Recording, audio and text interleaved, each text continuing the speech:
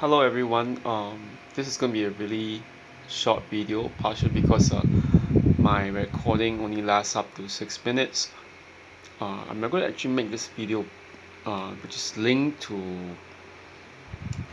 spiritual abuse, partially because I think that there's one thing that I feel that most of us don't really talk about, but every time we talk about it, it's just as if everyone just kind of tries to slip it under the rug. They'll say, "Oh, you're angry, you're just being jaded, blah blah blah, yada yada yada." And the thing is this: when I was mentioning my whole experience, the fact that I just simply do not like Bible Presbyterians or even Calvinists, the first thing that my god sister, who's actually in an evangelical free church, along with your husband and daughter, said was that, "Oh, you're just angry. Why are you still attending church?" The fact is, I told her, I'm not attending that church at all. I have left more than 15 years ago, actually 18 years ago. I just don't like them. I don't like any evangelicals like them because they are fundamentalists who distort the truth of who God is, okay? And they use it to abuse other people. I have every right to point out their abusers. And the first thing they will say is, "Oh, you're just angry." I said, "I'm not angry. Even if I'm angry, I have every right to be angry because they are using God's name to abuse other people." And the funny thing is this,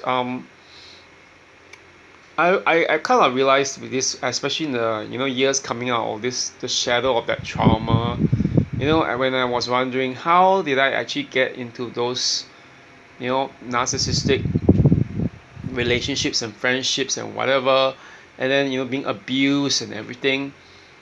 I kind of realized there was some beginning somewhere. I have to actually trace it somewhere. It can't just be my parents alone, or because my parents aren't exactly narcissistic. Although I think my dad is a little bit, he has problems with empathy, but he's not abusive. Okay, so and he has problems communicating himself sometimes to the point of being insensitive. But he is not narcissistic. That's a difference. And the strange thing is this: it has to be somewhere. Where did that abuse that prime me to actually accept any other kind of abuse, including narcissistic abuse, begin? I came to realize it all began in the fundamentalist evangelical Bible Presbyterian church movement. When I could have found help in psychologists or psychiatrists, basically mental health care services, what they did. Okay, this is the one lie which I think they all will try to fit into you in the fundamentalist religious movements. Okay, doesn't just apply to Christianity. This one whole thing is that you are worthless. Okay, I'll repeat that again. You are worthless. Okay, God doesn't love you. God hates you because you are worthless. And as they always say, keep on feeding someone the lie long enough, they will believe it. And even after baptism, confirmation, catechism, they were still feeding this one big lie. You are worthless because of your sins. And the funny thing is this: when you, as a result of this whole sense of people being worthless because of your sins, your so-called original sin, doesn't it make them more likely to see you as nothing more than just a vessel of evil? They say that to everyone, even themselves. Okay, that's not like to say that they don't only say that about you, but they admit that about themselves too. But on top of that, because of this whole belief in